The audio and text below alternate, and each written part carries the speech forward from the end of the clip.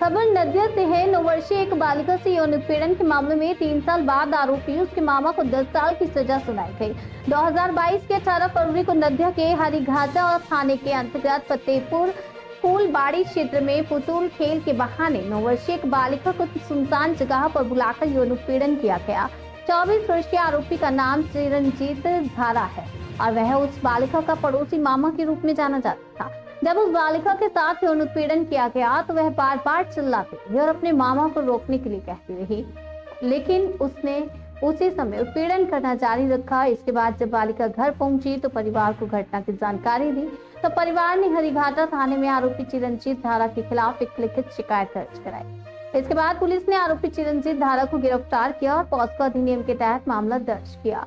उस घटना में दोषी पाए जाने के बाद शनिवार को कल्याणी जिला अदालत ने आरोपी के खिलाफ सजा का ऐलान किया। इस संबंध में वकील रीना सरकार ने कहा कि यह मामला 2022 से चल रहा था। इस मामले में कुल 12 गवाहों ने गवाही दी। इसके बाद ही अदालत ने आरोपी के खिलाफ सजा का ऐलान किया।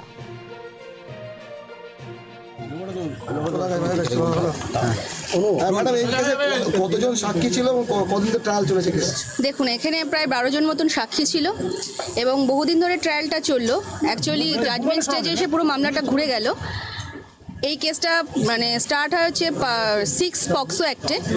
এখন 6 পক্সোর ইয়েতেই হলো হচ্ছে 18তে 18 পক্সো অ্যাক্ট অনুযায়ী মামলাটা আজ কনভিকশন দিলেন এবং সেন্টেন্স ঘোষণা করলেন সাহেব। এই মামলাটা দীর্ঘ 22 সাল থেকে চলছে। 22 সালের ফেব্রুয়ারি মাসের ঘটনা। একটা ভিজি যার বাবা মামলাটা করেছিল বিকাশ সরকার, উনি মামলাটা করেছিলেন। ভিজিকে রেপের গল্প ছিল। পরবর্তীকালে ডিপোজিশন অনুযায়ী বা 164, 161 সমস্ত কিছু এক্সিবিট করে পরবর্তীকালে যেটা হলো 6-এর এতেই 18তে দিলেন। আজকে 10 বছরের সাজার সাহেব ঘোষণা করলেন। আমাদের লার্নেড এডিজে সাহেব ছিলেন সুভার্তি সরকার, উনি আমাদের সেন্টেন্স ঘোষণা করলেন 10 বছরের সাজা এবং 5000 টাকা জরিমানা করলেন এবং ডিএলএসএ থেকে ওনাকে একটা মানে ভিকটিম গার্লকে একটা রেমুনারেশন দেওয়ার ব্যবস্থা করা হয়েছে এবং কত টাকা সেটা এখন আমরা দেখতে পাইনি, যেহেতু জাজমেন্ট প্রোনাউন্স হওয়ার পর আমরা জাজমেন্টের ডকুমেন্টারি যে এভিডেন্সটা সেটা আমরা এখন হাতে পাইনি। ওটা দেখলে আমরা আরও ডিটেলসটা বলতে পারবো। বাট আজকে আমরা সেন্টেন্সটুকু শুনলাম এবং কালকে সাহেব নিজের জুডিশিয়াল কাস্টডি নিয়েছিলেন। আজকে নিশ্চয়ই জেসিতে যাবে। এখনও অবধি পুরোটা আমি জানি না, বাট জেসিতেই যাবে।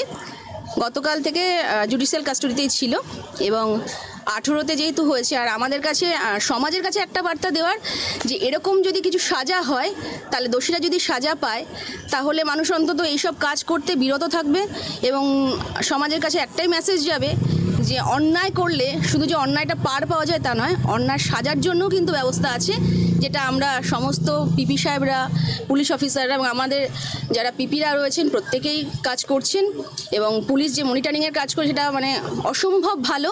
ডিএসপি সাহেব প্রথম থেকেই মনিটরিংয়ে ছিলেন এবং তার সাথে আমি আরও বলবো যিনি মনিটরিং সাহেব ছিলেন মানে মনিটরিং ছিলেন তারিফ বাবু, উনিও এখন বেড়েছেন 26 আছে, আগে 24 ছিল। আচ্ছা, এখন রিও শিফট করেছিল কিন্তু ভিজির কিন্তু কোনো অ্যালোমানি দেখা যায়নি। যে প্রত্যেকটা যেটা একই কথা বলেছে যে একটা ফাঁকা মাঠে নিয়ে গিয়ে তাকে রেপ করার চেষ্টা করা হয়, তাকে পেনিট্রেট করার চেষ্টা করা হয় এবং তার মানে আঁচড় কামড়ের দাগ, মানে ঘাড়ে আঁচড়ের দাগ, গালে কামড়ের দাগ, ডিটেলসটা ভিজি 164 মানে জুডিশিয়াল ম্যাজিস্ট্রেটকে দেখানো থেকে শুরু করে আমাদের ডক্টর যে এক্সিবিট করে সবাইকে মানে এইটা দেখাতে সমর্থ হয়েছে এবং আমাদের ম্যাটারটা খুব সুন্দরভাবে ভিজি এক্সপ্লেন করে গেছে এবং প্রত্যেকটা সাক্ষী খুব সুন্দরভাবে সেটাকে সাপোর্ট করেছে, যার জন্য গত 2022 সালে আমাদের হরিণঘাটা থানাতে একটা কেস স্টার্ট হয় 51/22 19/2/2022 সালে একটা পক্সোতে মামলা রুজু হয়। ঘটনাটা হয়েছিল একটা ভিজি ছিল 9 বছরের, ওকে একজন চিরঞ্জিত ধারা বলে একজন অ্যাসল্ট করেছিল, সেক্সুয়ালি অ্যাসল্ট। তাড়াতাড়ি কেস রুজু হওয়ার পর স্টার্ট হওয়ার পর সঙ্গে সঙ্গে অ্যাকশন নেওয়া হলো, আসামিকে অ্যারেস্ট করা হলো, তদন্ত করে ভালোভাবে টাইমলি চার্জশিট দেওয়া হয়েছিল।